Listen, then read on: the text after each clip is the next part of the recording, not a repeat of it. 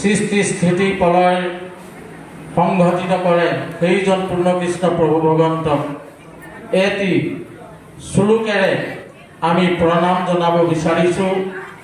তেওঁ যাতে সকলোৰে শিৰত আশীষ প্ৰদান কৰে। জয়তী জননী বাসুদৈৱকী জন্ম বাদু যদুবৰ পৰিচ্ছদ স্কৈদুবিধিৰ ৰহস্য ধৰ্মং কৃষ্ণং নমামি শিৰসা মনসা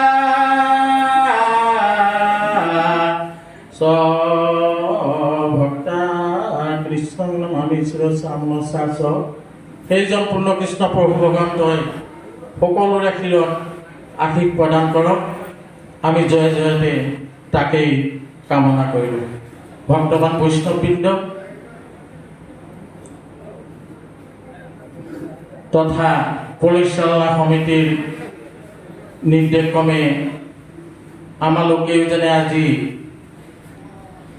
যি গধুৰ দায়িত্ব যদিও নামাকৰণ কৰিছে বিচাৰক বুলি, নামৰ ওপৰত বিচাৰ কৰিব পৰা আমালোকেইজনৰ শকতি নাই।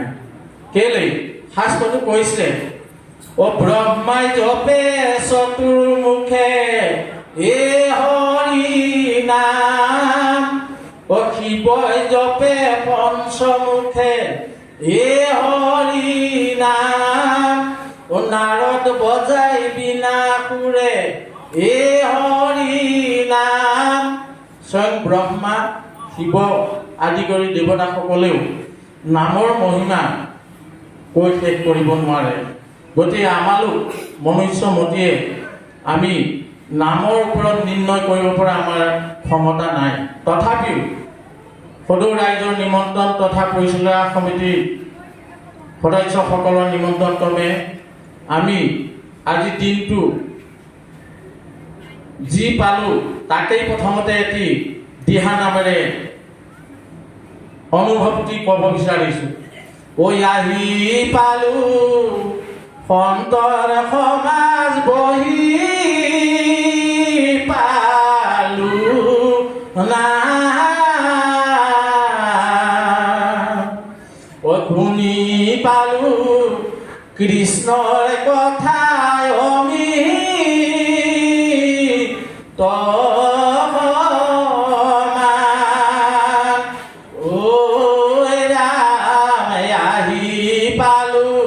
সন্তৰ সমাজ বহি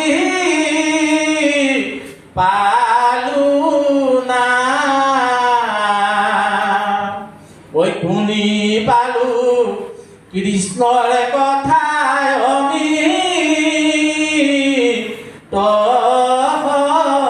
সমান। ৰাতি 2টা বজাৰ পৰা আমি আহি এই বৈকুণ্ঠপুৰীত উপস্থিত হোৱাৰ লগে লগে আমাৰ যি কষ্ট আছিলে আমি সঁচাকেই পাহৰি গ'লোঁ। এই অমৃতময় প্ৰভু ভগৱন্তৰ গুণানুকীৰ্তন আমি শ্ৰৱণ কীৰ্তন কৰিলোঁ। গতিকে এইটো আজি আমাৰ অনুভৱটোকে কৈছোঁ। আৰু এটা কথা, আমাৰ আজি সদৌ অসম ভিত্তিত যি দিহানাম প্ৰতিযোগিতা অনুষ্ঠিত হৈ গৈছে, আমি সকলো দলকে এটা পুৰস্কাৰ আগবঢ়াব বিচাৰিছোঁ। যিটো বস্তু হয়তো আমি কোটি কোটি টকা দিলেও বিচাৰি নাপাওঁ বা আমি আমাৰ ভাগ্যত নিমিলে, সেইটোৱে হৈছে সাধু সংগ। মহাপুৰুষ শংকৰদেৱে কৈছে যে সাধু সংগ অনুসৰি শ্ৰৱণ কীৰ্তন কৰি পৰিহৰা পাখণ্ড আচাৰ। আমাৰ দিনটোৰ আজি যি শাৰীৰিক তথা যি সাংসাৰিক চিন্তাৰ পৰা আমাক আজি আঁতৰাই থৈ আমি সদৌজনৰ সাধুসংগত আজি দিনটো থাকিলোঁ। এইটোৱে হৈছে আমাৰ দলসমূহ তথা শিল্পীসমূহ, শিল্পী সাধকসমূহ, দিহানামৰ শিল্পীসকলৰ আজি এইটো আমাৰ ভাগ্যত মিলিছে। গতিকে আমি যিটো বস্তু হয়তো আমি কোনোবা দিনাখনি নাপাম, গতিকে সেইটো হৈছে সাধুসং। আমি এই সাধুসং কিয় কৰিব লাগে মহাপুৰুষ শংকৰদেৱে কৈছে, আমি বিশেষভাৱে নকওঁ। তথাপি আজি আমি যিকেইটি দলে ইয়াত দিহানাম পৰিৱেশন কৰিলে, আমি কোনো দলক আক্ৰমণ নকৰোঁ, কোনো শিল্পীক অসন্মান কৰিব পৰা আমাৰ কোনো ক্ষমতা নাই। কিন্তু আমি সমূহীয়াকৈ 2-4টা যি দিহানাম পৰিৱেশন কৰিছিলে তাত খুটি নাতি দিহানামৰ শৈলী সুৰ তাৰ মান এই বিষয়ে যিকেইটা খুটি নাতি থাকি গৈছে আমি অকণমান চমুকৈ ক'ব বিচাৰিছোঁ। ভুল হ'লে বোলে সাধুৰ ক্ষমাই ভূষণ, সেয়েহে আপোনাৰ সবে জয় জয়তে ক্ষমা কৰিব বুলি আমি আশা কৰিছোঁ। কথা হ'ল আমি যেতিয়া আমাৰ পৰিচালনা সমিতি তথা বিষয়ববীয়াই এটি সংকেত ধ্বনি দিছে, সেই সংকেত ধ্বনি দিয়াৰ আগতেই আমি মঞ্চলৈ প্ৰৱেশ কৰিছোঁ। যেনেকৈ মঞ্চলৈ যেতিয়া আমি প্ৰৱেশ কৰিম সদায় নতশিৰ হৈ প্ৰৱেশ কৰিব লাগে। আৰু আজি দেখিছোঁ 2-এগৰাকী নামতীয়ে হওক বা ভকতেই হওক কি হৈছে পাছত এনেকৈ গামোচাখন আনিছে। তেনেকৈ নহয়, সদায় গামোচাখন আনিব লাগে এনেকেই, অৰ্থাৎ কোনোবা ভকতৰ ছাঁ পৰি আছে, প্ৰভু ভগৱন্তৰ ছাঁ পৰি আছে, আমি সেই সমস্ত ধূলি ভকতৰ ধূলি আঁতৰাই লৈ আমি প্ৰৱেশ কৰিব লাগে। এটা কথা কৈছোঁ হয়নে বাৰু? এই বিষয়েহে আমি 2-4টা ক'ব বিচাৰিছোঁ। গতিকে আজি কেইগৰাকীমান দলে ইমান ধুনীয়াকৈ আহি আসন গ্ৰহণ কৰিছে, সঁচাকৈ বহুত আনন্দ লাগিছে।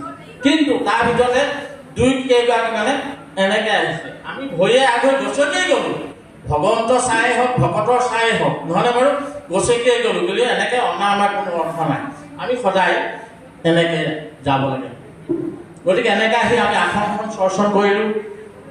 আমাৰ পৰম্পৰা নিয়ম আছে, যেতিয়া নামঘৰতেই হওক বা কোনো গৃহস্থৰ ঘৰতেই হওক, যেতিয়া নামাচাৰ্যগৰাকীয়ে নাম পৰিৱেশন কৰে তাৰ আগতে আমি ভকতৰ আজ্ঞা ল'ব লাগে।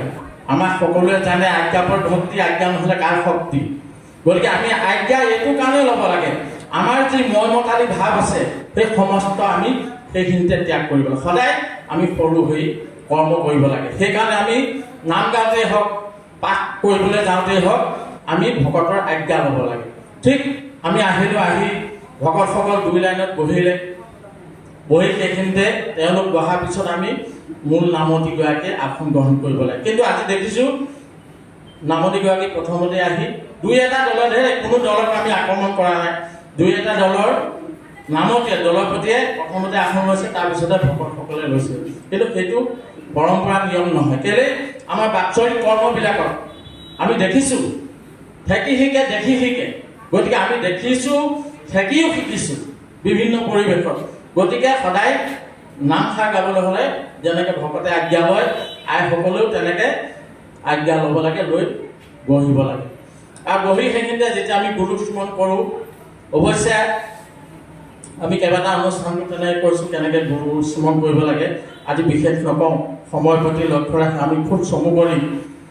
গতিকে আমি বহিলোঁ, বহি সেইখিনিতে ভকতৰ আজ্ঞা লৈ হৰিধ্বনি দিলোঁ।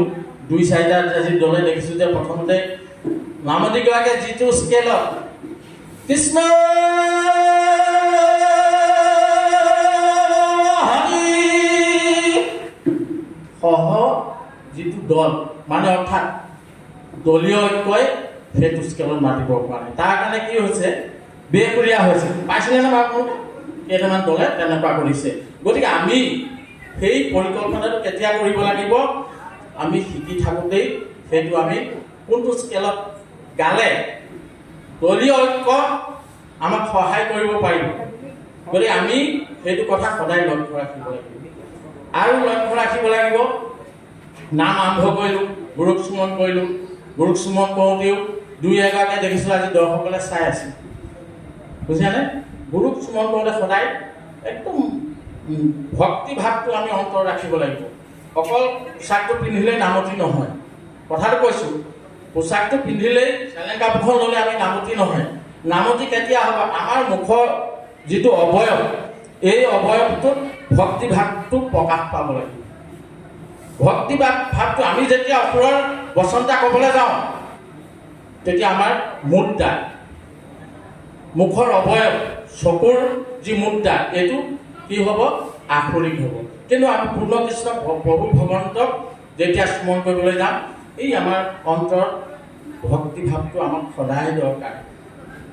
সদায় আমি বিচাৰকসকলে দিনটো বহি আছোঁ, আমাৰ এটাই কথা যে আপোনালোকে নাম পৰিৱেশন কৰিছে, আমাৰ ভুল ধৰাটোৱে আমাৰ তিনিজনৰ কৰ্তব্য। আমি বিচাৰ কৰা নাই, কিন্তু আপোনালোকৰ যিকেইটা পদ্ধতি, সেই পদ্ধতিকেইটা আমি আঙুলিয়াই দিয়াটোৱে আমাৰ তিনিজনে আজি কৰ্তব্য আছিল। গতিকে সেইকাৰণেহে আমি কৈছোঁ। তাৰপিছতে নাম পৰিৱেশন কৰিছে, কৰোঁতে দলীয় সকলেও এটা কথা চিন্তা কৰিব লাগিব। আজি এই ইণ্টাৰনেটৰ যুগত মনিটৰ আছে, চাউণ্ড বক্স আছে, হয়নে? কিন্তু আমি নামতীগৰাকীক লক্ষ্য কৰি প্ৰত্যেকখন তালতে নামতীলৈ চাই থাকিলে সেইটো চুৰ কৰা হ'ব, নহয়নে বাৰু? আজি দেখিছোঁ একেবাৰে নামতী কিনাৰত বহাগৰাকীয়ে তেখেতৰ মুখলৈহে চাই আছে। ইয়াত যে দৰ্শক বহি আছে সেই কথাটো আমি অনুভৱ কৰা নাই, নহয়নে বাৰু? গতিকে আমি এটা কথা মনত ৰাখিব লাগিব, আমাৰ কাণখন সদায় মনিটৰত দিব লাগিব যে আমি গোটেইখিনি একেটা হৈ একেটা সুৰ ৰাইজক শুনাব পাৰিছোঁ নাই বা গাব পাৰিছোঁ নাই। সেই কথাটো মোৰ যেতিয়া মাতটো ডাঙৰ হৈ ওলাব তেতিয়া মই লাহেকৈ বহি দিব লাগিব। সেইকাৰণে আমি নামতীগৰাকী মুখলৈ চাই আমি মাতটো সৰু ডাঙৰ ধৰিব নোৱাৰোঁ। ক'ত ধৰিব পাৰিম? চাউণ্ড বক্সত ধৰিব পাৰিম। সেইকাৰণে দৰ্শকলে চাই আমাৰ মূল বস্তুটো থাকিব লাগিব, কাণখন থাকিব লাগিব মনিটৰ বা চাউণ্ড বক্সত, হয়নে? তেতিয়াহে আমি গম পাম যে এইজনী গৰাকীয়ে ডাঙৰকৈ মাতিছে, মই তাতকৈ ওখকৈ মাতি দিম বুলি ক'লে বেকুৰীয়া হ'ব। সেইকাৰণে আমি কি কৰিব লাগিব, মোৰ যদি মাতটো অকণমান ডাঙৰকৈ ওলাইছে মই লাহেকৈ বহি দিব লাগিব, তেতিয়া দলীয়সকলৰ এক হৈ যাব, হয়নে বাৰু? ঠিক তাৰপিছতে আমি নাম গালোঁ। নাম গাওঁতে পৰম্পৰা যি নিয়ম, নাম গাই আছোঁ। ফুলত কথা পাতিছে, আজি দেখিছোঁ ফুলে তালে কথা পাতিছে। আমি যেতিয়া প্ৰতিযোগিতা কৰিলে সদায় সতৰ্ক দৃষ্টিবোৰ ৰাখিব লাগিব। ইংগিতো দিছে মানে তাখন ভাঙিব হ'ল বুলি, সেইবোৰ আমি কৰিব নালাগে। সেইবোৰ কিয় কাৰণে কৰিব নালাগে? আমাৰ যদি পথখিনি মুখস্থ থাকে, নামতীগৰাকীৰ লগতে আমি সংগতি হৈ যদি নাম পৰিৱেশন কৰোঁ তেতিয়াহ'লে আমি তেওঁলৈ নেচালেও হ'ব। আমাৰ মূল লক্ষ্য দৰ্শকলে চকু থাকিব লাগিব। বিচাৰ কৰিলে চাল নচাক ভয় ভাৱ আহক নাহক সেইটো দৰকাৰ নাই, কিন্তু হৰি নৰ হৰি আমাৰ সন্মুখত স্বয়ং ভগৱন্ত বহি আছে, অৰ্থাৎ দৰ্শক বহি আছে, নৰৰূপী নাৰায়ণ বহি আছে। আমি সেইসকলক চকুৱে চাই অন্তৰত বোধ আনি জ্ঞান আনি আমি নাম পৰিৱেশন যদি কৰোঁ, আমাৰ নামৰ শৈলী ভাল হ'ব, নামৰ সুৰ ভাল হ'ব। আৰু এটা কথা কওঁ, আজি দেখিছোঁহে, কোনো দলত কোৱা নাই, নেগেৰা ইমানেই জোৰকৈ মাৰিছে, ইমানেই জোৰকৈ মাৰিছে কেইদিনমান দলে, কিন্তু দুই এজনে ইমান ধুনীয়া নেগেৰা বজাইছে। অৱশ্যে আজি নামতীয়ে হওক বা ঢুলীয়াই নেগেৰাই হওক বা খুলীয়াই হওক পুৰস্কাৰ ৰখা নাই, কিন্তু কেইগৰাকী মানে ইমান পিটিছে, ইনেও জানে মাইক্ৰফোনটো নেগেৰাটো বেয়া নাপাবা আপোনাৰ কোৱাটো, নেগেৰাটো মাইক্ৰফোনটো লগাই লৈছে, লগাই লৈ ইমান পিটিছে। নামতীগৰাকীয়ে কি শব্দ কৈছে আমি ওচৰতে থাকি শুনিবলৈ অকণমান আমাৰ কষ্ট হৈছে, সেই কথাটোহে অনুভৱ কৰিছোঁ। গতিকে সেইকাৰণে আমাৰ নেগেৰা যিসকলে বাদ্য বজায়, আমি এটা কথা মনত ৰাখিব লাগিব যে ঘাট মাৰক, নামতী হাতৰ চাপৰিৰ লগে লগে ঘাট মাৰক, কিন্তু নামতীগৰাকীয়ে যেতিয়া পদ দিব লাহৰিকৈ মাৰক, তেতিয়াহে পদ দৰ্শকে শুনিব, নহয়নে বাৰু? তেতিয়াহে আমাৰ সংগীসকলে শুনিব নামতীয়ে কি পদ দিছে। তাকে নহয় একদম মানে আপোনাক বহুত পিটি দিছে, পিটাৰ কাৰণে কি হৈছে, বেসুৰীয়া হৈছে। অকল নেগেৰা মাতহে শুনিছোঁ, আপোনালোকে ৰেকৰ্ডবোৰ চাওক, যি ভিডিঅ' কৰিছে তাত নিশ্চয় গম পাইছে। গতিকে বিশেষ কথা নকওঁ। তাৰপিছতে আহিলে তালিয়াও দেখিছোঁ, হাতৰ তালৰ বিপৰীতেহে, বুজিছেনে? হাতৰ তালৰ বিপৰীতেহে আমি তাল বজাব লাগে। গতিকে তাৰ অৰ্থটো কি হৈছে, তালৰ ক্ষেত্ৰত এটা কথা কওঁ,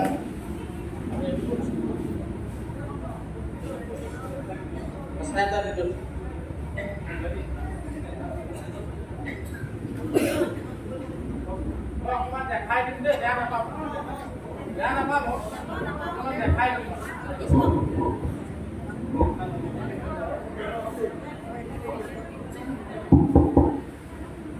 আমি আজি দেখিছোঁ দুই এটি দলে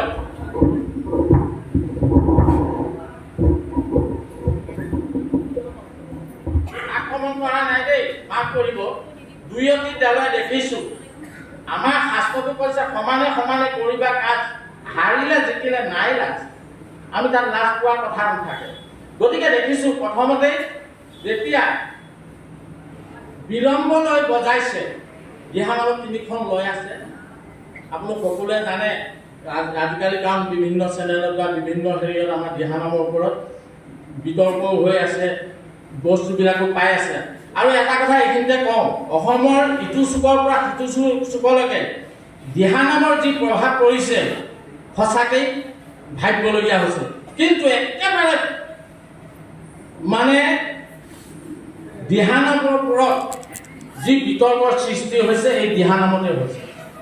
বিভিন্ন জেগাত দিহানাম পৰিৱেশন কৰি আছে, বিভিন্নজনৰ শৈলী মতে ব্যৱহাৰ কৰি আছে।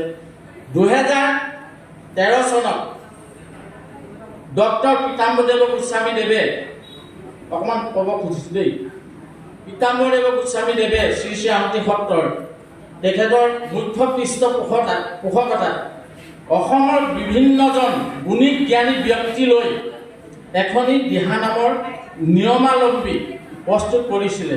আৰু এই ক্ষেত্ৰত আপোনালোকৰ সকলোৰে চিনাকি শ্ৰদ্ধা ৰমীয়া বাইদেউ, কলিতাক চিনি পায়, নাজিৰাত, তেখেতৰ দলটিয়ে সমন্বয় শিল্পী সমাজেই পৃষ্ঠপোষকতা মানে এইটো তেখেতলোকে বেছি জোৰ দিছিলে। আৰু সেইকাৰণে আমাৰ অসম সত্ৰ মহাসভাৰ সদস্যসকল, শ্ৰী শ্ৰী শংকৰদেৱ সংঘৰ শ্ৰদ্ধাৰ পবিত্ৰপান বৰা আৰু আপোনালোক সকলোৱে চিনি পায় ঢোলৰজা সোমনাথ বৰাদেৱ আৰু অনাতাঁৰ শিল্পী কুলামণি সন্দিকৈ, ভায়েক কৃষ্ণকান্ত সন্দিকৈ, আপোনালোকে শুনিছে ৰেডিঅ'ত চাগে, অনাতাঁৰ শিল্পী আছিলে তেখেত, লগতে বদনমলীয়া দেৱ ইত্যাদি সদৌজনে একত্ৰিত হৈ এখনি দিহানামৰ ওপৰত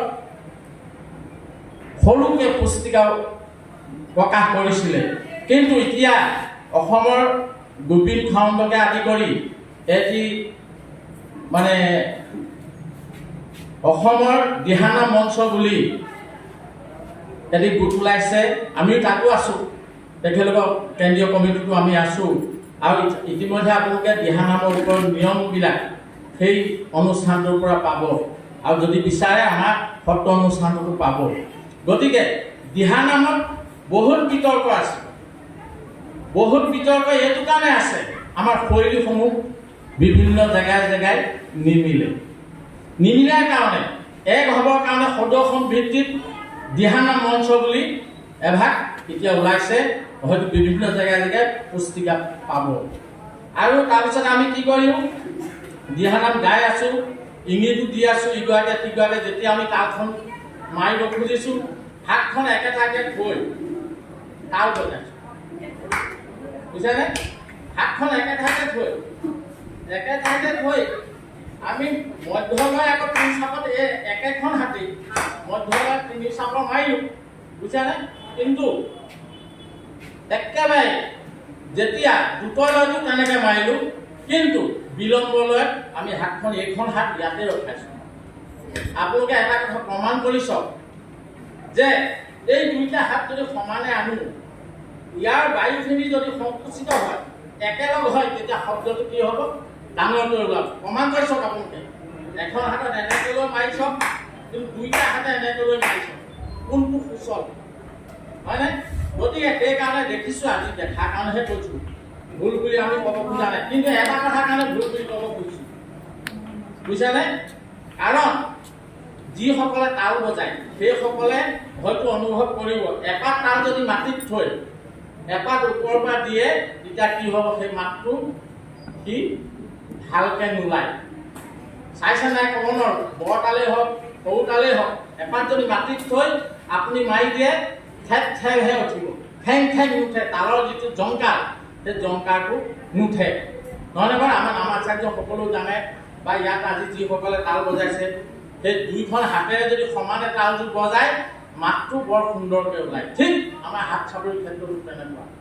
গতিকে আমি একেবাৰে মধ্যলৈ বজাইছোঁ, একেটা ঘোষাতে, ঘোষা ভঙা নাই, বুজিছানে? বিলম্বলৈতে আমি তিন চাপা মাৰি আকৌ মানে বিলম্বলৈ গুচি গৈছোঁ। গতিকে আৰু শেষত যেতিয়া আমি নাম সামৰিলোঁ, সামৰা সেই সময়তে আমি পৰাপক্ষত সময়টো মিলাই অপৰাধটো গাবলৈ আমি চেষ্টা কৰিব লাগে। আৰু আজি দেখিছোঁ দুই এগৰাকীয়ে বস্ত্ৰতে হাতখন থৈছে, হাতখন থৈ অপৰাধ গাইছে। তেনেকৈ নহয়, আমি অন্ততঃ হাত কৰযোৰ কৰি হৃদয়ৰ ওচৰত আমি অপৰাধ গাব লাগে। কাপোৰখনত থৈ আমি বেয়াকৈ নকওঁ, বস্ত্ৰখনত থৈ পেলাই আমি অপৰাধ গাব নালাগে। আৰু থলেও পাৰিব যদি হাতখন আগত দিয়ে, যদি মাটিত স্পৰ্শ কৰি থাকে, গাত নাথাকি মাটিত যদি মানে বস্ত্ৰত নাথাকি মাটিটো দিয়ে, সেইটো আমি ভুল বুলি ক'ব নোৱাৰোঁ। কিন্তু গাত থৈ পেলাই অপৰাধ গাটো একেবাৰে ভাবিছোঁ অধিক বুলি ভাবিছোঁ।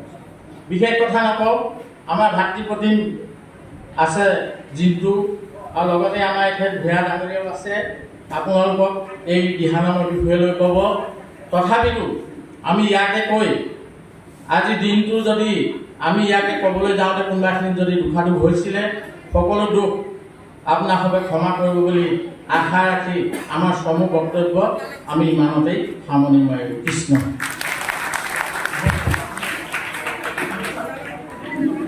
ছাৰক ধন্যবাদ জনাইছোঁ। যথেষ্ট জানিবলগীয়া কথা কিছুমান আমাক প্ৰতিযোগীসকলক উদ্দেশ্যি, ৰাইজক উদ্দেশ্যি বক্তব্য আগবঢ়ালে, অভিজ্ঞতাৰ সম্পৰ্কে বক্তব্য আগবঢ়ালে। পুনৰবাৰ ছাৰলৈ ধন্যবাদ জ্ঞাপন কৰিছোঁ।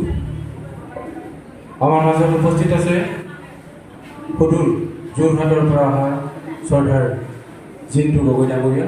তেখেতকো আজিৰ দিনটোৰ অভিজ্ঞতা আৰু প্ৰতিযোগীসকলক উদ্দেশ্যি তেখেতৰ অভিমত ব্যক্ত কৰিবৰ কাৰণে মই অনুৰোধ জনাইছোঁ।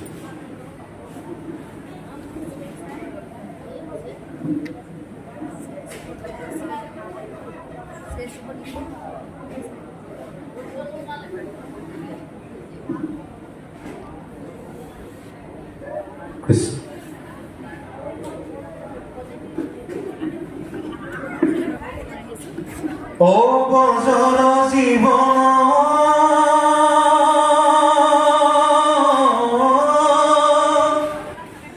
প্রভু নারায়ণ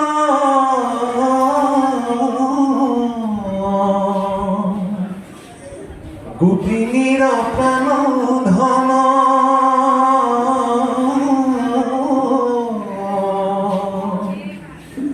গোপন হেনু গণ তুমি কারণ ও রাখিয়া সানারায়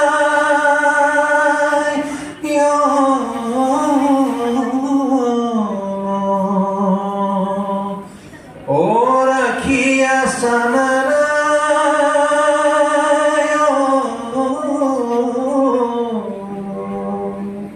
কৃষ্ণ। সকলোকে নমস্কাৰ জনাইছোঁ।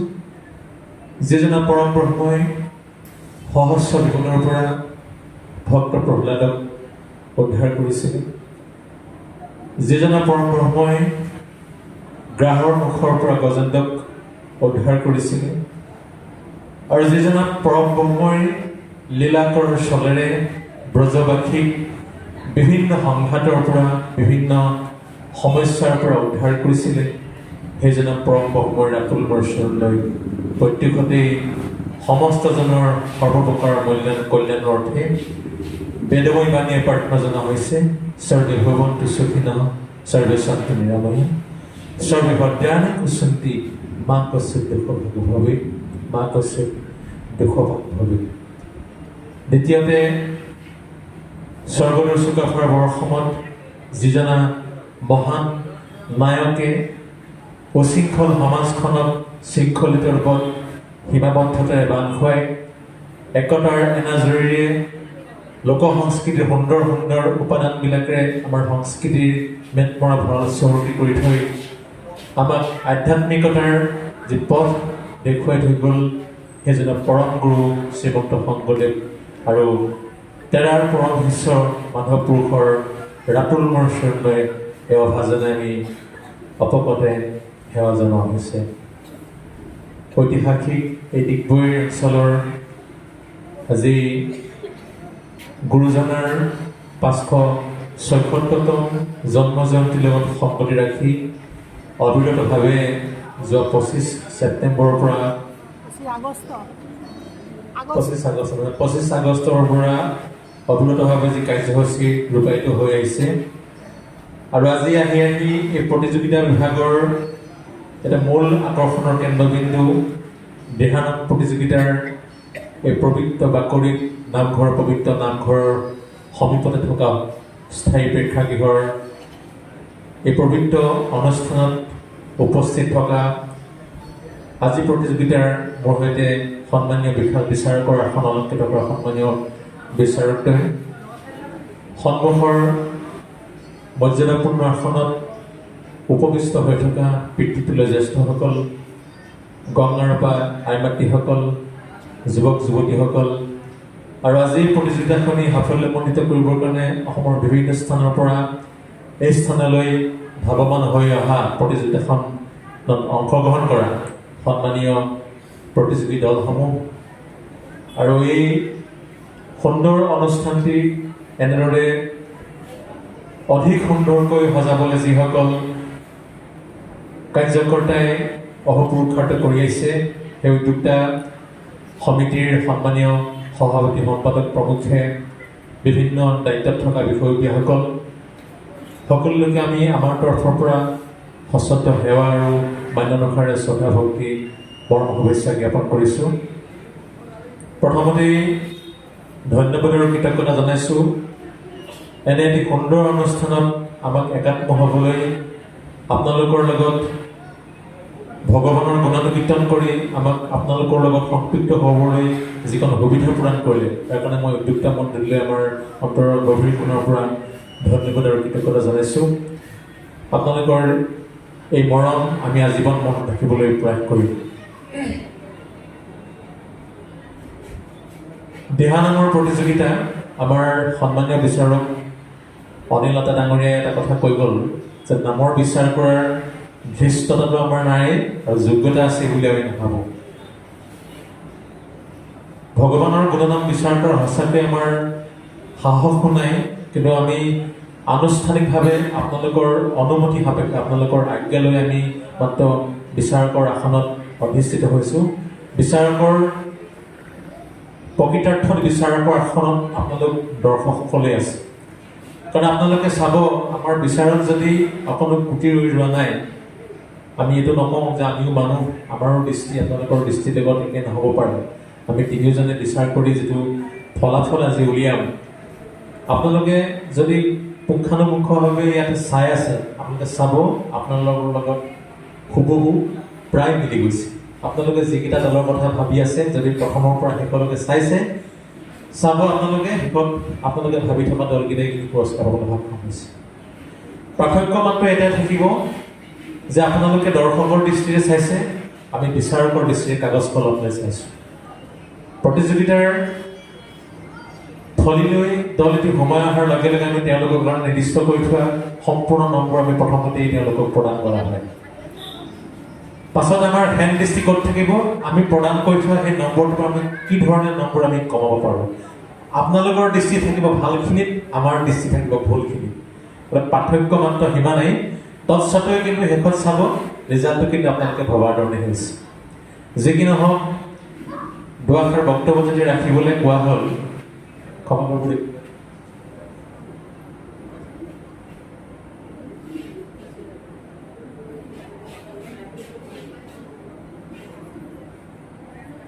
বিচাৰক হিচাপে দুআষাৰ বক্তব্য যদি ৰাখিবলৈ কোৱা হ'ল, আমাৰ সীমিত জ্ঞানেৰে সভাত থাকি নগচিত পাপে পাই কিঞ্চিত কিঞ্চিত।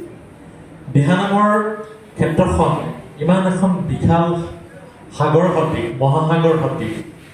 আমি বৰ্তমানেও দিহানামৰ এজন নিকিন ছাত্ৰ হিচাপে দিহানামৰ বৃহৎ পৰিসৰৰ মাজত আমি অকণমান সাগৰৰ পৰা এচলু মাত্ৰ জল আনি হাতৰ তলত লৈ পেলি সেই জলপানেহে আমি বুটলিবলৈ সক্ষম হৈছোঁ। এখন বিশাল পৰিধি আমি সাঁতুৰিবলৈ এতিয়াও সমৰ্থ হোৱা নাই।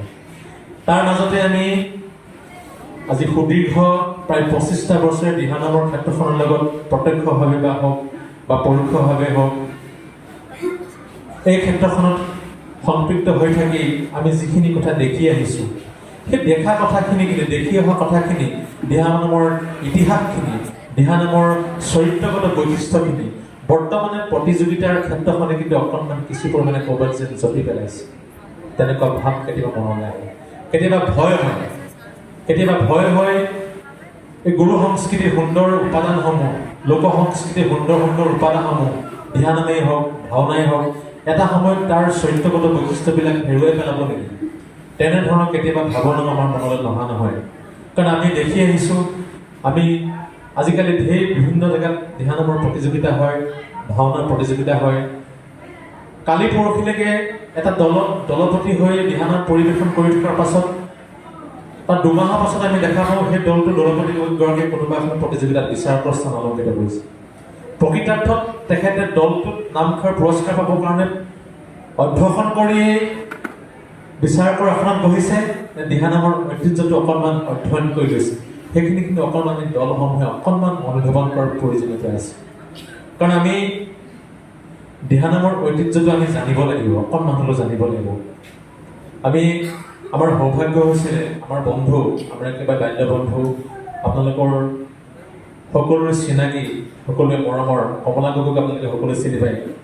আমি দিহানামৰ ওপৰত এটা গৱেষণামূলক সমীক্ষা কৰিছিলোঁ।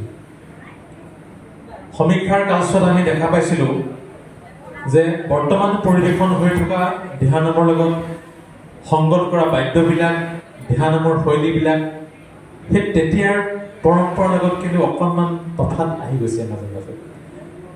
আমি বৰ্তমানে দিহানামক এটা নিৰ্দিষ্ট ফৰ্মেটৰ মাজত সীমাবদ্ধ কৰিবলৈ যত্ন কৰিছোঁ। এটা নিৰ্দিষ্ট ফৰ্মেটৰ মাজত বিচাৰকৰে এখন জাজ ছিট ল'ব, সেই জাজ ছিটখনৰ আওতাত আমি দিহানামৰ বিশাল পৰিধিটোক আমি সীমাবদ্ধ কৰিবলৈ প্ৰয়াস কৰিছোঁ। কেনেকৈ চাওঁ, আমাৰ সৌভাগ্য হৈছিলে ডিব্ৰুগড় অনাতাঁৰ কেন্দ্ৰৰ প্ৰথমজন দিহানামৰ শিল্পী, বকুল বনৰ বঁটা প্ৰাপক, ইতিপূৰ্বে তেখেত প্ৰয়াত হৈছে শ্ৰদ্ধাৰ দিব্যেশ্বৰ লাহন ডাঙৰীয়া। তেখেত ডিব্ৰুগড় অনাতাঁৰ কেন্দ্ৰৰ প্ৰথমজন দিহানামৰ শিল্পী। আৰু সেই প্ৰথমজন দিহানামৰ শিল্পীৰ লগত প্ৰথমবাৰৰ কাৰণে খোল বাদ্য সংগত কৰিছিলে আমাৰ অনিল আটাই ইতিপূৰ্বে কৈ যোৱা।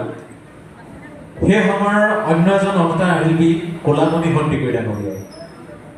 আপোনালোকে ৰেডিঅ'ত তেওঁলোকৰ মাতবিলাক কেতিয়াবা শুনা পাব। তেওঁলোকৰ পৰিৱেশন শৈলী অকণমান চাবচোন, অকণমান অনুধাৱন কৰিবচোন, আপোনালোকে পাৰ্থক্য দেখা পাব।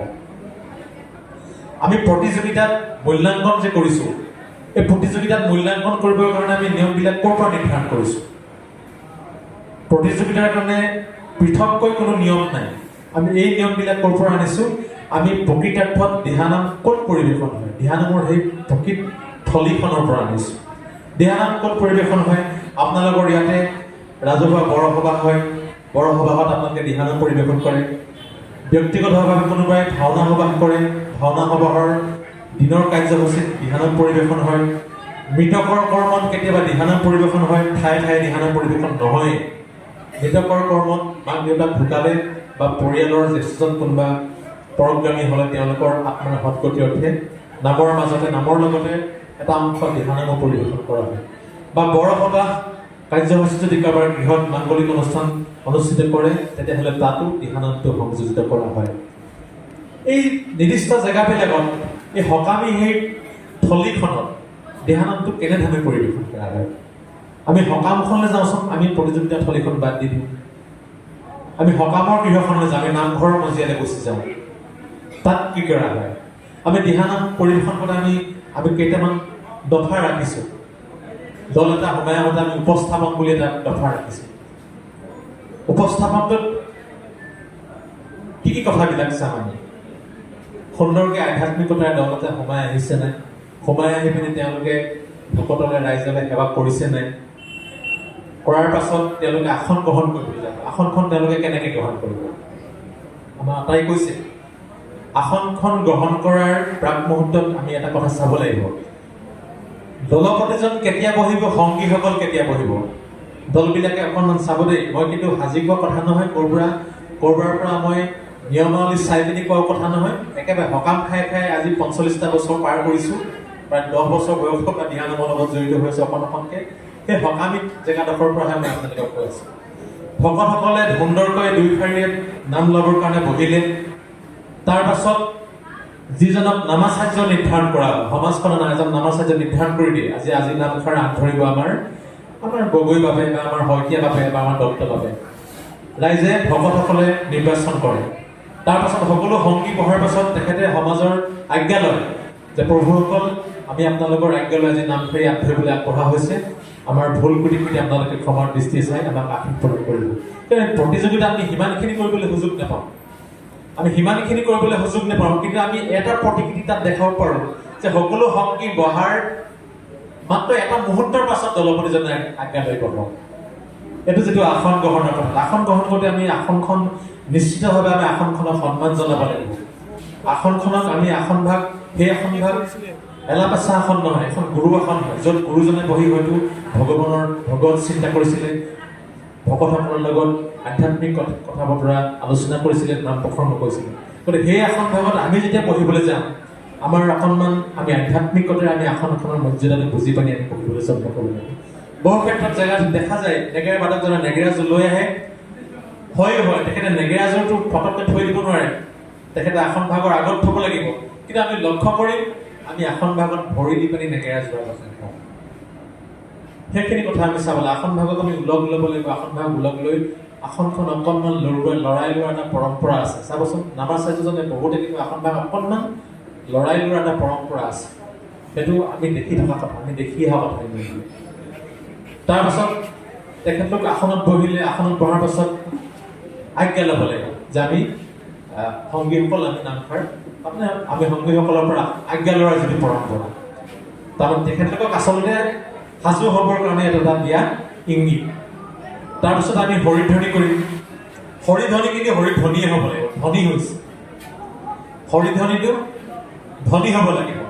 হৰিধ্বনিক লৈ অকণমান বৰ্তমান সময়ত অকণমান এটা বিতৰ্কিত কথা কিন্তু চৰ্চা কৰে। হৰিধ্বনি কেইবা প্ৰকাৰৰ হৈ গৈছে।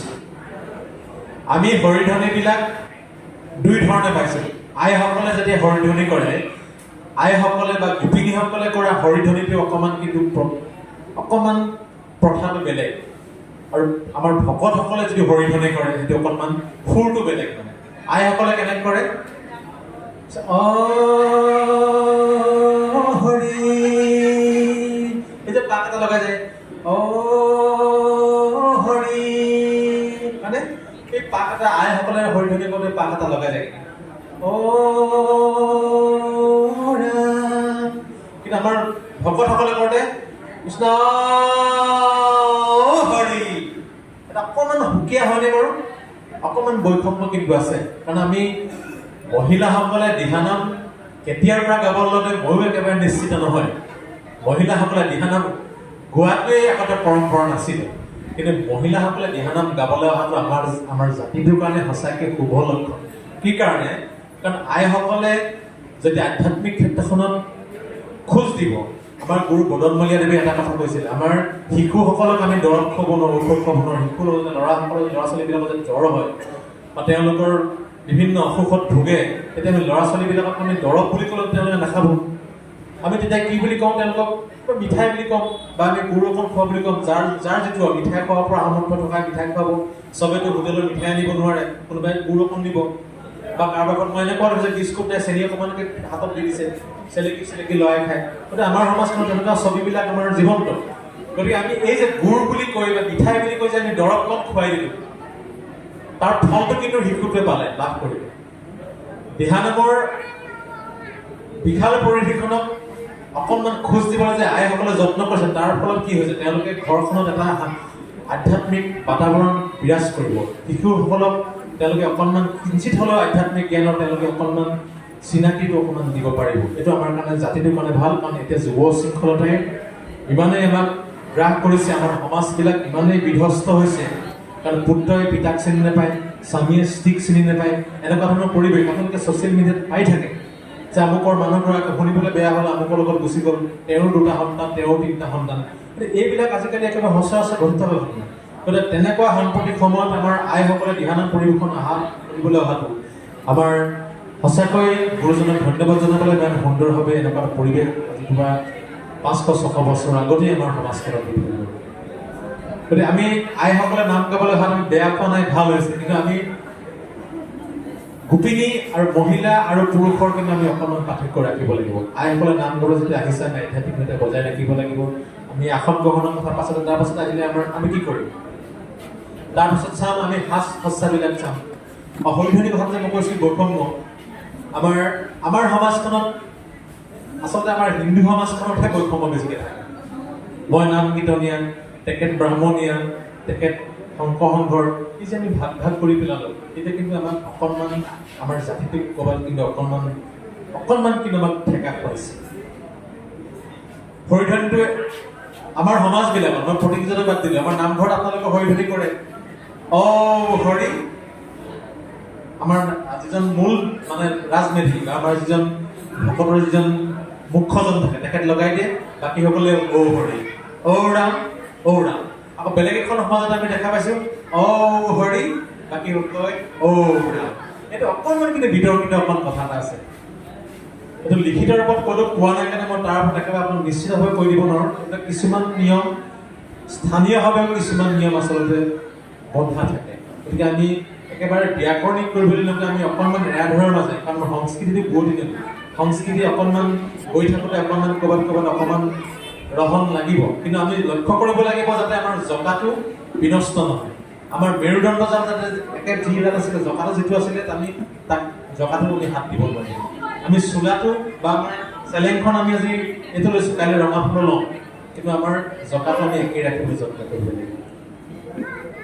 তাৰপিছত আহিলে সাজ পোছাকৰ কথাটো। সাজ পোছাকটো নিশ্চিতভাৱে যদি আমি এটা আধ্যাত্মিক ক্ষেত্ৰখনলৈ আহিলে আমি সকলোৱে মাৰ্জিত ড্ৰেছ পোছাকে মাৰ্জিত সাজ পোছাকে পিন্ধিব। পুৰুষে কোনোবাই 3 বস্ত্ৰ লৈছে, কোনোবাই ক'ৰবাত পায়জামা পঞ্জাবী চাৰ্ট বা চাৰ্টখন পিন্ধিও ক'ৰবাত কৰে।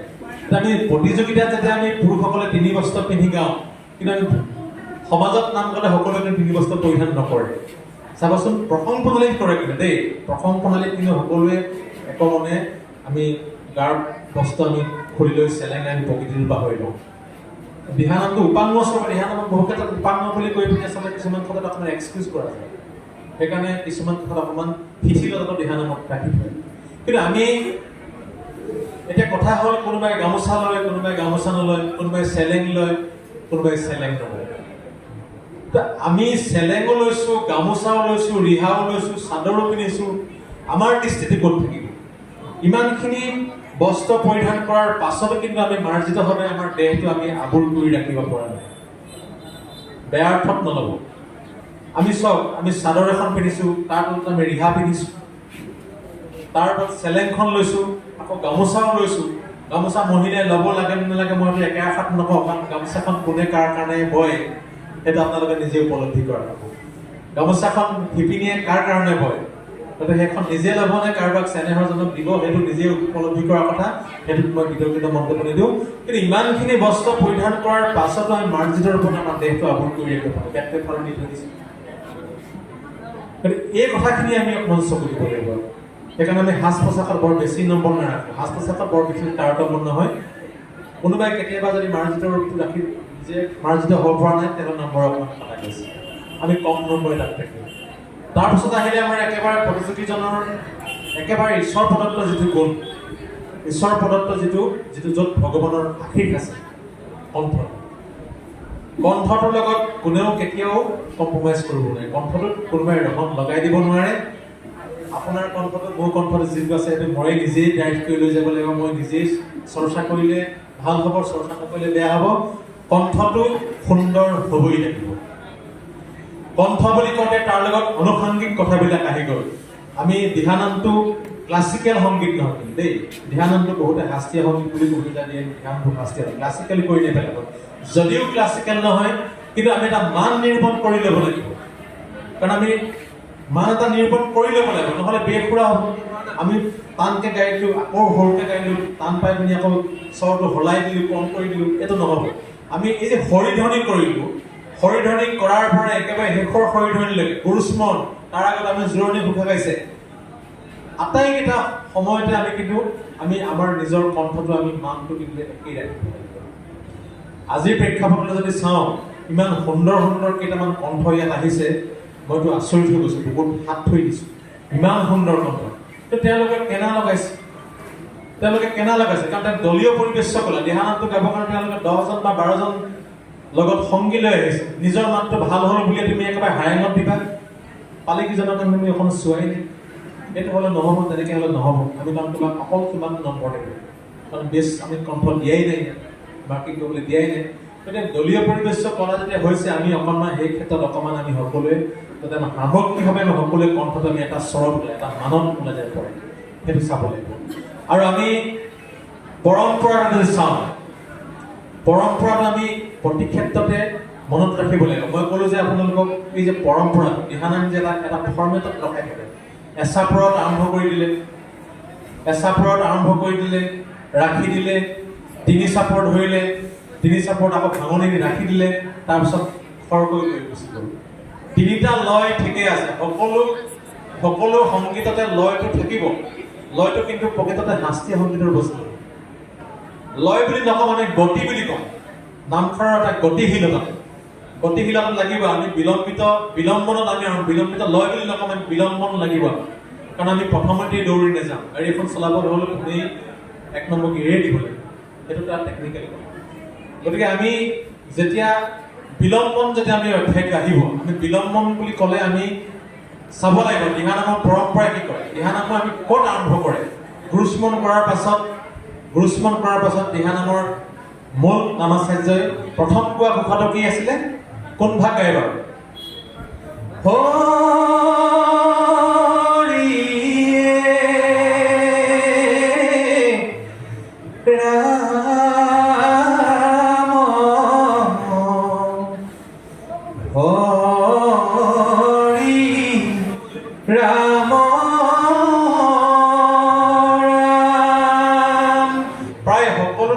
দিহানামৰ য'ত পৰম্পৰা আছে, দিহানাম গোৱাৰ সংস্কৃতি আছে, এই নামষাৰে কিন্তু দিহানাম আৰম্ভ কৰে।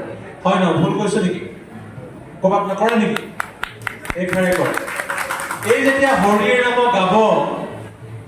নাম গাওঁতে যেতিয়া বাদ্য সংগত কৰিব, নিশ্চিতভাৱে এটা চাপৰি বজাব লাগিব। তাত 3 চাপৰ কেতিয়াও বজাব নোৱাৰে। গতিকে সেই হৰিয়ে ৰাম, তাৰপাছত দ্বিতীয় ভাগ ঘোষা কি আহিলে? ভায়া ৰাম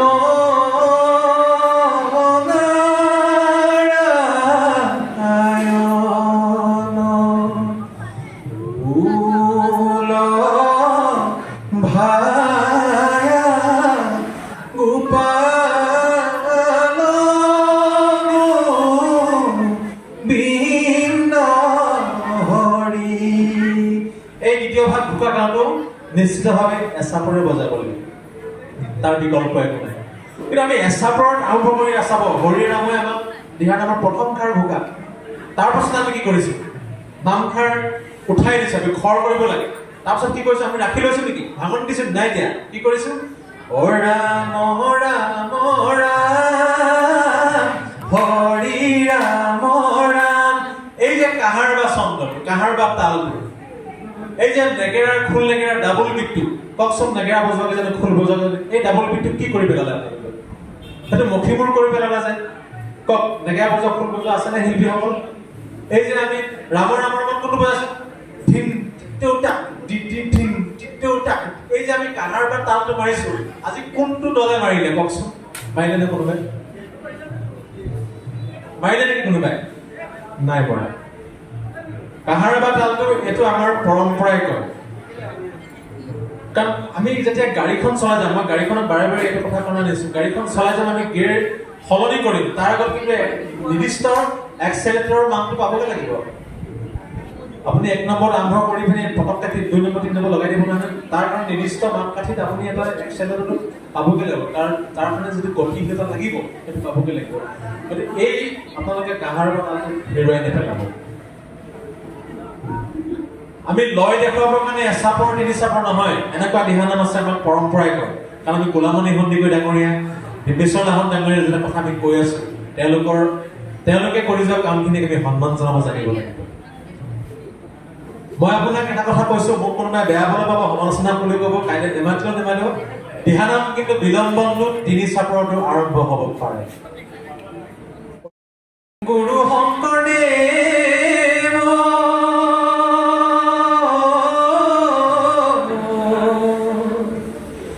ও নাম ৰখে বোৱালা ও নয়ে গুৰু শংকৰদেৱ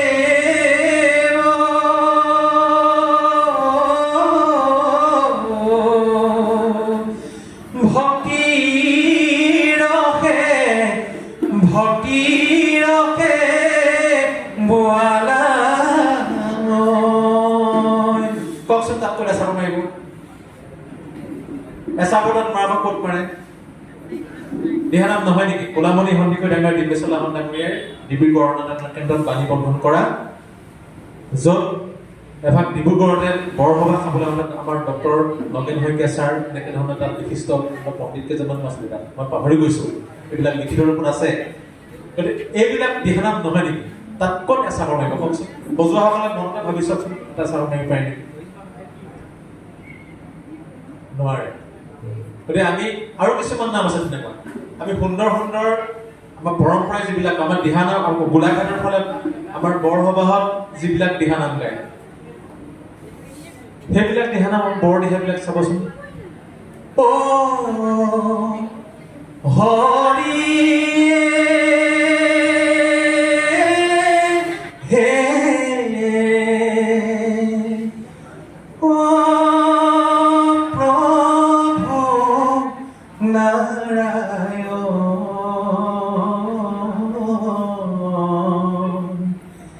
সেৱা কৰি থাকিম প্ৰভু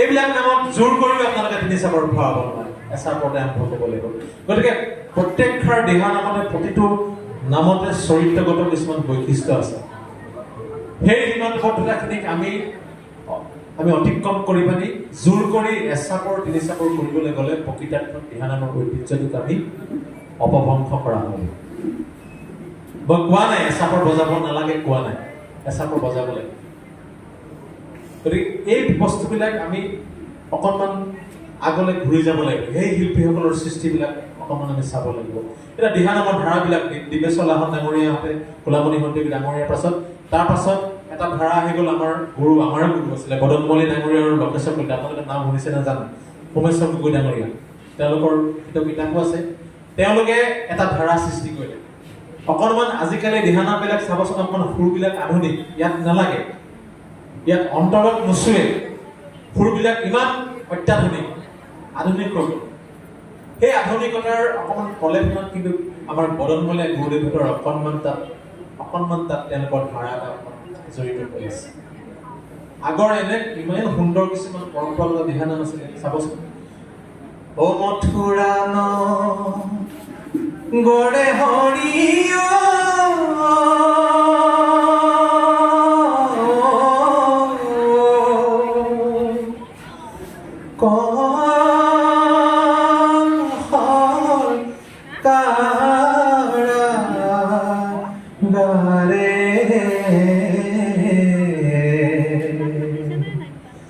জন্ম লৈলে শ্ৰী হৰি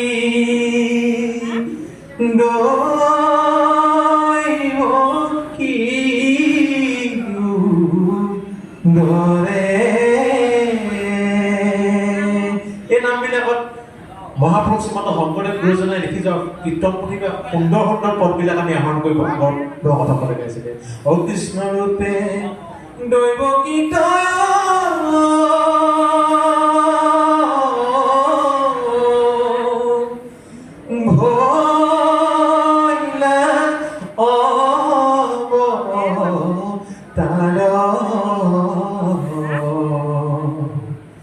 হংস চক্ৰ গদা পদ্ম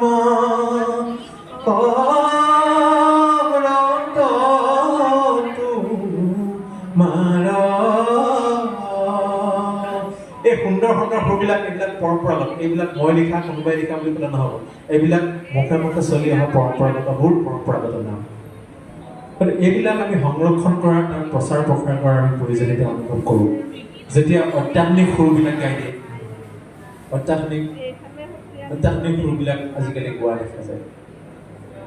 বদনমলীয়া গৌৰীৰ পাছতে অকণমান কৈছোঁ, বেছিকৈ টাইম লৈছোঁ নি বাৰু?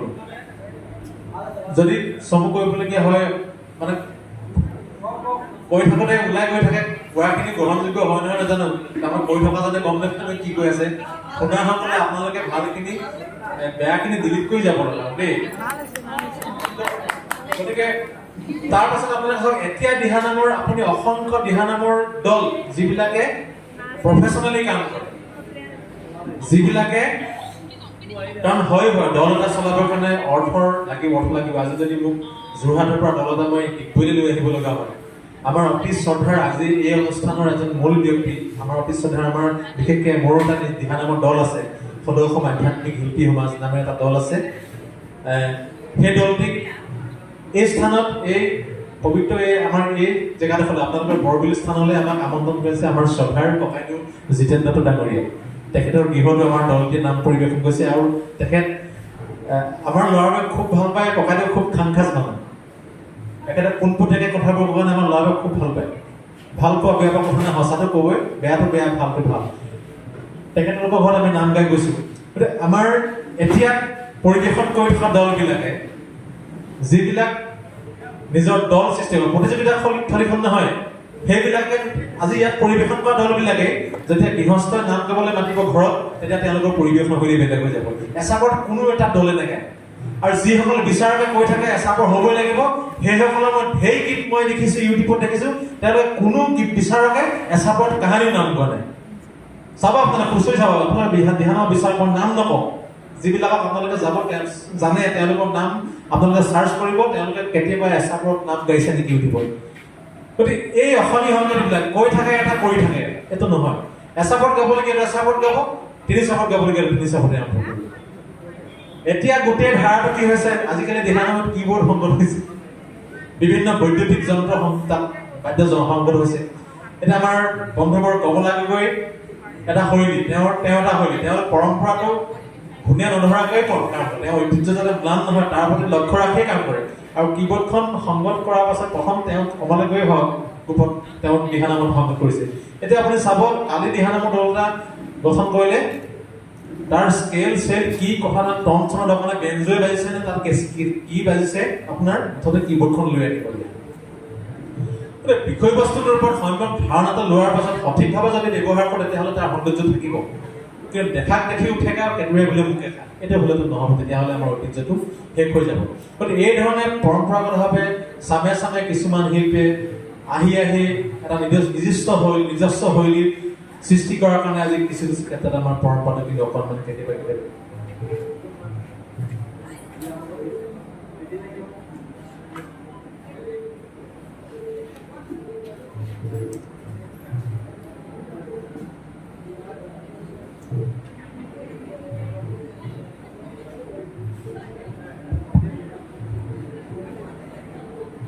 যদি আমি পৰম্পৰাখিনি যাতে ব্যাহত নহয়, তাৰ কাৰণে আমি সকলোৱে সচেষ্ট হ'ব লাগিব। সকলোৱে প্ৰচেষ্টাত আমি গুৰু সংস্কৃতিৰ সুন্দৰ উপাদানবিলাক সঠিক ৰূপে আমি সংৰক্ষণ কৰি ভৱিষ্যত প্ৰজন্মক আমি সঁচাৰ্থত আচল কথাখিনি দি যাব লাগিব।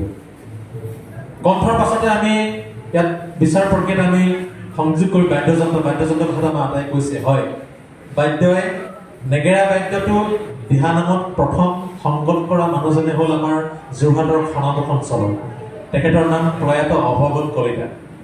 তেখেতে বাঁহেৰে খলি বনাই প্ৰথমতে আলতীয়া মাটিৰে নেগেৰা বজাইছিল, নেগেৰা বনোৱা খোলা সৃষ্টি কৰিছিল। তাৰপাছত চিমেণ্ট মাটিৰে বজালে। তাৰপিছত এতিয়াতো আহি নেগেৰা বাদ্যটো দিহানামৰ একেবাৰে মুখ্য বাদ্য হৈ গ'ল। দিহানাম আচলতে একেবাৰে অতীজতে নেগেৰাটো কিন্তু দিহানামৰ বাদ্য নাছিল। খোল বাদ্যটো আমাৰ গুৰুজনে, আমি বিভিন্ন তীৰ্থস্থান ভ্ৰমণ কৰিবলৈ যাওঁতে বেলেগত দেখা আৰু সেই গুৰুজনে সৃষ্টি কৰি থৈছে, কিন্তু নেগেৰাটো আমাৰ শংকৰদেৱ গুৰুজনে সৃষ্টি কৰি থৈছে বাদ্য কিন্তু নহয়। যদিও নহয় আমি আধ্যাত্মিকতা ৰক্ষা কৰি আমি যেতিয়া পৰিৱেশন কৰিম এটা মাৰ্জিতৰ ৰূপত আমি এটা শৈলী উঠাই নেগেৰা বজালে সেই মানে কোবনিৰ লগৰ দিলে আমি নম্বৰ দি নিদিওঁ সঠিক ৰূপত নেগেৰাটোত চাপৰ পৰিছে নাই দুইখন হাত হস্ত চলনাটো সমানে এটা অনুপাতত গৈছে নাই আমি সেইটো কিন্তু দৃষ্টি ৰাখিম মাইক্ৰফোনটো ইয়াত দিছে তাৰ পাছতো ইমান গাৰ বল প্ৰয়োগ কৰি অত্যাচাৰ কৰাৰ কোনো প্ৰয়োজন নাই আমি শুদ্ধ ৰূপত বাদ্য আমি সংগত কৰিব লাগিব কাৰণ আমি আজি মই চাউণ্ডৰ মানুহক কৈ দিবলগীয়া হ'ল যে আপোনালোকে লিডাৰটো অকণমান কমাই দিয়ক কাৰণ আজি বহুত টিমে মাইক্ৰফোন ল'ব জনা নাই মাইক্ৰফোন ল'ব নজনাটো কিন্তু আমাৰ দুখ নহয় চাউণ্ডৰ দুখ নহয় মাইক্ৰফোনটো আপোনালোকৰ কাৰণে দিয়া হৈছে মাইক্ৰফোন আপোনালোকে ল'ব লাগে প্ৰেজেন্স অফ মেইন ইয়াতে আমি নিয়মাৱলীখিনি আমি ঘৰত প্ৰেক্টিচ কৰি অহাৰ উপৰিও আমি কিছুমান আমি আমাৰ উপস্থিত বুদ্ধিয়ে কিছুমান কাম আমি কৰিব লাগিব আজি বহুত দলত দেখিছোঁ আসন গ্ৰহণ কৰিবলৈ আহিছে মূল নামতীজনৰ সোঁহাতে দুখন আসন খালী কৰি ৰাখিলে দুখন আসন খালী কৰি সেইখিনি এজন বহি আছে এইটো নহয় আপোনালোকে মঞ্চখন লহাৰ আগত আপোনালোকে দেখি আছে তাৰ পৰা দেখিছে এইফালৰ পৰা আহি দেখিছে যে কেইখন আসন ইয়াত আছে বিচাৰকে কেতিয়াবা আসন বেছিকৈও ৰাখিব পাৰে কৌশল কৰি আসন বেছিকৈও ৰাখিব পাৰে কিন্তু আপোনালোকে মূল নামতীজনৰ পৰা সমানে দুইফালে সাৰিব মাজত আসন এৰি থৈ গৈছে সেইটো আমাক পৰম্পৰা নাই ভকতে কিন্তু আসন এৰি থৈ নাযায় নামাচাৰ্যৰ কাষত খালী এখন ভকতে কেতিয়াও নাৰাখে এজন মানুহ বহাই ল'ব লাগে এইবিলাক আমাক পৰম্পৰাই কোৱা কথা তাৰপিছত আমাক শব্দযন্ত্ৰ দিছে শব্দযন্ত্ৰটো মই নাম গাই গ'লো মই টেঙৰা আমি চুইচটো মই অফ কৰি থৈ যাব পাৰোঁ পাছৰ দলটো মাতটো নুশুনিব কাৰণে মই চুইচটো অফ কৰি থৈ গ'লো সেইটো চাউণ্ডৰ মানুহজনে অন কৰি নিদিয়ে সেইটো প্ৰেজেন্স অফ নিজে খোলাব লাগে নিজে ক'ব লাগিব কাৰণ আপোনালোকৰ অসুবিধাৰ কাৰণে তাক যন্ত্ৰ শব্দযন্ত্ৰ দিয়া আছে মাইক্ৰফোন এইফালে এই শিকাই আছে সেইফালে কৰি সেইটো আমাৰ দুখ নহয় কমিটিৰ দুখ নহয় চাউণ্ডৰ দুখ নহয় কাইলৈ মাত নোলালে বুলি ক'লে নহ'ব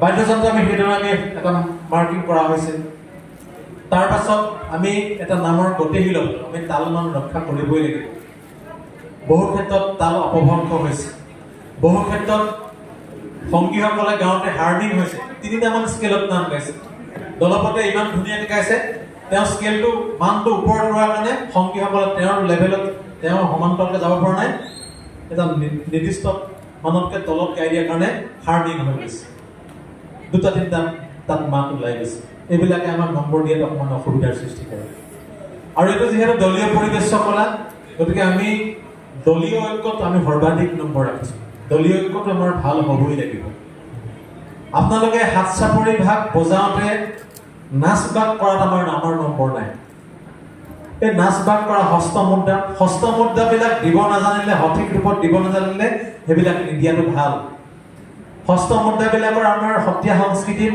সত্ৰীয়া নাচৰ হস্তমুদ্ৰাৰ ওপৰত ডাঙৰ কিতাপ আছে ইয়াত দিহানাম গাবলৈ আহি এনেই এনেকৈ দি দিলোঁ এনেকৈ কৰি দিলোঁ এইবিলাক কিন্তু আপোনালোকে দি দিলে প্ৰকৃতাৰ্থত তাৰ অৰ্থটো প্ৰকাশ নাপাবও পাৰে গতিকে হস্তমুদ্ৰা প্ৰয়োগ কৰাৰ আগত সঠিক ৰূপে জানি ল'ব আৰু এই নাচ বাগবিলাক অকণমান এৰি দিব এচাপৰত এইফালে হাতখন পাতি থৈ দিছে ইখন গৈছে পাছত আকৌ এইফালে নাচি আছে এইবিলাক গ্ৰহণযোগ্য নহয় হাত চাপৰিটো দুইখন হাতেৰে সমভাৱেৰে প্ৰহাৰ হ'ব লাগিব তেতিয়াহে হাত চাপৰিটো কি কাৰণে বজাইছে হাত চাপৰিটো আগতে প্ৰথমতে হাত চাপৰিয়ে আমাৰ যন্ত্ৰ আছিলে প্ৰধান যন্ত্ৰ হাত চাপৰি ভাগে নামৰ প্ৰধান আমাৰ বাদ্যযন্ত্ৰ হাত চাপৰি তাল ৰাখি যাব হাত চাপৰি এটা আমাৰ মাত্ৰা প্ৰদান কৰিব গতিকে হাত চাপৰিটো সুন্দৰভাৱে দুইখনটো সমভাৱে প্ৰহাৰ হ'ব লাগিব তেতিয়াহে সঠিক ৰূপত তাৰ শুদ্ধতাটো থাকিব আৰু হাত চাপৰিটো হাতখন এইফালে মানুহজন আমি এইকেইটা চাপৰি এইফালে গুচি গ'ল কিবা আমাৰ এইফালে কিবা আমি ইয়াতে পাৰি আমাৰ নাভি কমল লগত আমাৰ এই হৃদযন্ত্ৰৰ লগত আমাৰ ইয়াৰ হৃদয়ৰ লগত সম্পৰ্ক আছে হাত চাপৰিটো আমাৰ হাৰ্টৰ কাৰণে ভাল বুলি দিয়ে নহয় হাৰ্টৰ পেচেণ্টসকলক ক'লে হাত চাপৰি ভাল বুলি ডক্টৰসকলে পৰামৰ্শ দিয়ে গতিকে হাত চাপৰি গুৰুজনে এইবিলাক বিজ্ঞানসন্মতভাৱে এনেই সৃষ্টি কৰি থৈ যোৱা নাই তাত নিশ্চিতভাৱে কিছুমান বিজ্ঞানসন্মত যুক্তি আছে তেখেতৰ সৃষ্টিবিলাকত প্ৰত্যেকটো লিখনিতে আছে তাৰ পাছত আমি দলীয় ঐক্যত আমি সকলোৱে সুন্দৰভাৱে পৰিৱেশন কৰিব লাগিব স্বৰ একে হ'ব লাগিব হাত চাপৰি মিল থাকিব লাগিব লয়লাস তালি খালি হালি এই তিনিটা আমি মূল মন্ত্ৰ আমি মনত ৰাখিব লাগিব বৰতাল বজাবলৈ আনিছে বৰতাল জাপ ক'ত বজাব লাগে বৰতাল জাপ চাপৰিৰ লগত নহয় আজি আমি 18টা নে 19টা দল হ'ল আপোনালোকে ভাবি নল'ব দলবিলাকক মই কাটৰ অনুৰোধ কৰিছোঁ আপোনালোকে ইয়াত কোনোবা এটা দলটো নিশ্চিত হয় বেষ্ট হ'ব প্ৰথম হ'ব তাৰমানে আপোনালোক দিহানামৰ শ্ৰেষ্ঠ দল নহয় আজিৰ প্ৰতিযোগিতাৰ প্ৰেক্ষাপটত আপোনালোকে শ্ৰেষ্ঠতা অৰ্জন কৰিছে আজি আমি ভুলৰ পৰা আমি তিনিজন বিচাৰক আমি যেতিয়া বিচাৰ প্ৰক্ৰিয়াত বহিলোঁ আমি ভুলৰ পৰাই আজি পুৰস্কাৰ উলিয়াবলগীয়া হৈছে যিকেইটা দলে পুৰস্কাৰ পাইছে তেওঁলোকৰ প্ৰত্যেকৰে ভুল আছে তৎসত্ত্বেও আমি পুৰস্কাৰটো দিবই লাগিব পুৰস্কাৰটো উলিয়াবলগীয়া হৈছে ভুলৰ পৰাই পুৰস্কাৰ উলিয়াবলগীয়া হৈছে আজি ইয়াতে আপোনালোকে শ্ৰেষ্ঠতা অৰ্জন কৰিলে কাইলৈ গৈ তাত বেলেগখন প্ৰতিযোগিতাত আপোনালোকে পুৰস্কাৰ নাপাবও পাৰে তাৰ পাছত আমাক গালি পাৰিলে কাৰণ আমি আজিৰ প্ৰেক্ষাপটটোৱে চাই আছোঁ আজিৰ প্ৰেক্ষাপটত কোনোবা ছেকেণ্ড হৈছে ফাৰ্ষ্ট হৈছে কিন্তু প্ৰত্যেকৰে কেনে আছে বৰতালজা বজাইছে বৰতালজা ভাত চাকৰিত নহয় আপোনালোকে প্ৰসং প্ৰণালীত চাব দিহানামত চাব সদায় খালীত বৰতালজা পৰিব চাপৰিৰ লগত কেতিয়াও বৰতাল নপৰে চাবচোন প্ৰসং কৰোঁতে চাবচোন হাত চাপৰি এবাৰ পৰে তাৰ পাছত বৰতাল পৰিব এই বস্তুবিলাক আমি চাব লাগিব তাত বিজ্ঞানসন্মত কিছুমান কথা আছে গতিকে এই কথাবিলাক যদি আমি সুন্দৰভাৱে আমি নাচাওঁ দিহানামৰ ঐতিহ্য দিহানামৰ প্ৰকৃতাৰ্থত সেই সকাম হোৱা যদি জেগাডোখৰলৈ নাযাওঁ অনুশীলন কৰি কোনোবা এটা নাম শিকাই দিছে উঠাই মানে প্ৰেক্টিছ কৰি এই ফিল্ডখনলৈ আহিলে কিন্তু দিহানামৰ আমি শ্ৰেষ্ঠতা অৰ্জন কৰিব নোৱাৰোঁ এই কথাবিলাক আপোনালোকে চাব কাৰণ কেতিয়াবা খুব দুখ লাগে অন্য কথাৰ কাৰণে নহয় সঁচাকৈ সংস্কৃতি অপভংশ হৈছে দিনক দিনে সমাজ দিনক দিনে বিধ্বস্ত হৈছে যুৱ শৃংখলতা গ্ৰাস কৰিছে তাৰ মাজত এই যে অনুষ্ঠানবিলাক হৈ আছে এই অনুষ্ঠানবিলাকে অকণমান কিঞ্চিত মানে ক'ৰবাত অকণমান ভগৱত চিন্তা কৰাৰ আমাক সকাহ দিছে কাৰণে আমি কিছুমান আমি সমস্যাৰ পৰা আমি যেন সঁচাকৈ হাত ফেৰি আছোঁ কিছুমান পাপ যেন আমাক খণ্ডন হৈ গৈছে গতিকে আপোনালোক সকলোকে আমি পুনৰবাৰ কাটৰ অনুৰোধ জনাইছোঁ এই বস্তুবিলাকৰ ইয়াৰ প্ৰকৃতাৰ্থত শুদ্ধতাটো আপোনালোকে অধ্যয়ন কৰি লৈ দিহানামক চৰ্চন কৰক প্ৰতিযোগিতাত শ্ৰেষ্ঠতা অৰ্জন কৰা মানসেৰে নহয় ইয়াক শুদ্ধ ৰূপত ভৱিষ্যত প্ৰজন্মৰ মাজত আমি থৈ যাবৰ কাৰণে মই কথা কওঁতে বহুখিনি ক'লোঁ অলাগতিয়ালখিনি আপোনালোকে কৈ থাকোঁতে সঁচাকৈ গম পোৱা নাযায় বহুখিনি আপোনালোকে শুধৰাই ল'ব আমিও সঁচাকৈ কৈছোঁ একদম অন্তৰৰ পৰা কৈছোঁ দিহানামৰ একেবাৰে আমিও একেবাৰে নিশিকিন ছাত্ৰ দিহানাম পৰিৱেশন কৰিছোঁ বিভিন্ন ঠাইত গাইছোঁ কেতিয়াবা বিচাৰ কৰিছোঁ কেতিয়াবা ক'ৰবাত নাম গাবলৈ মাতিছে গাইছোঁ তথাপিতো কিন্তু আমি এতিয়াও এই বিশাল সাগৰখন সাঁতুৰিবলৈ সক্ষম হোৱা নাই গতিকে আমাৰ বিচাৰ প্ৰক্ৰিয়াত যদি ক'ৰবাত কেনা ৰৈ গৈছে আমাৰ যদি ত্ৰুটি ৰৈ গৈছে আপোনালোকে গঠনমূলক পৰামৰ্শ আমাক ভৱিষ্যতৰ দিনত আগবাঢ়ি যোৱাত উৎসাহ দিব গঠনমূলক সমালোচনা আমাক আশীষ প্ৰদান কৰিবলৈ সকলোৰে চৰণত প্ৰাৰ্থনা জনাই পুনৰবাৰ উদ্যোক্তাসকলক আমাৰ ধন্যবাদ আৰু কৃতজ্ঞতা জনাই আমি এই অনুষ্ঠানৰ দীৰ্ঘায়ু কামনা কৰিছোঁ ইয়াতকৈ সুন্দৰ অনুষ্ঠান ইয়াত উদযাপন হওক পুনৰবাৰ সকলোকে ধন্যবাদ আৰু কৃতজ্ঞতা জনাই সেৱা জনাই মোৰ বক্তব্য ইমানতে সামৰণি মাৰিছোঁ জয় গুৰু নমস্কাৰ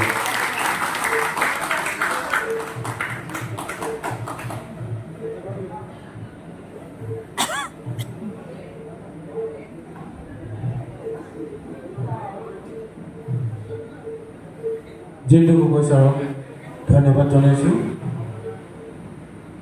তেওঁ প্ৰতিযোগীসকলৰ উদ্দেশ্যে যি বহুমূলীয়া বক্তব্য ৰাখিলে আশা ৰাখিছোঁ অনাগত দিনত প্ৰতিযোগী দলসমূহে এই দিশবিলাকৰ প্ৰতি মন কৰিব আৰু ভৱিষ্যত দিনত তেওঁলোকৰ দিহানাম পৰিৱেশন কৰোঁতে সহায়ক হ'ব বুলি আশা ৰাখিছোঁ পুনৰবাৰ আটাইকেইগৰাকী সন্মানীয় বিচাৰক মহোদয় বিভাগৰ তৰফৰ পৰা আন্তৰিক ধন্যবাদ জ্ঞাপন কৰিছোঁ আৰু মই এই প্ৰতিযোগিতাস্থলীত আজি আয়োজিত দিহানাম প্ৰতিযোগিতাৰ ফলাফলসমূহ বিচাৰক মহোদয় ঘোষণা কৰিবৰ কাৰণে অনুৰোধ জনাইছোঁ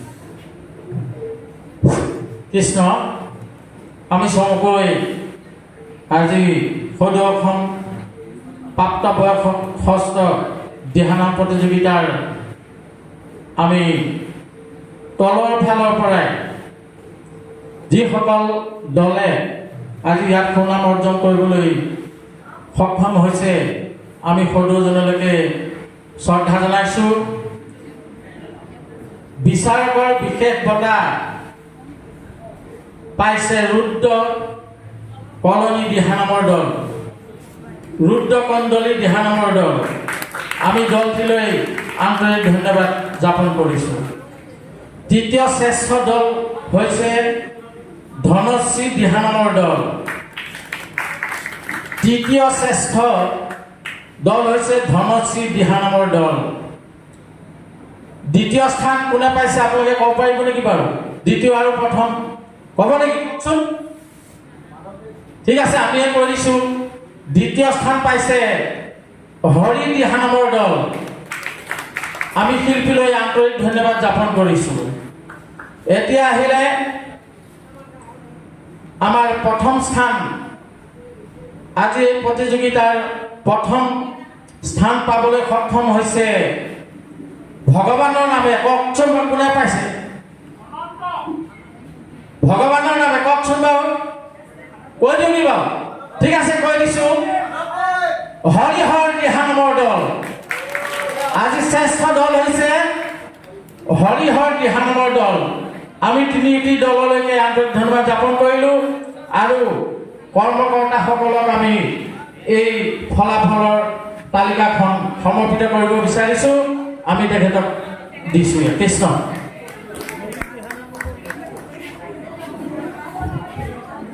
ধন্যবাদ জনাইছোঁ আটাইকেইগৰাকী সন্মানীয় বিচাৰক মহোদয় আৰু আসন গ্ৰহণ কৰিবৰ কাৰণে আমি জনাইছোঁ।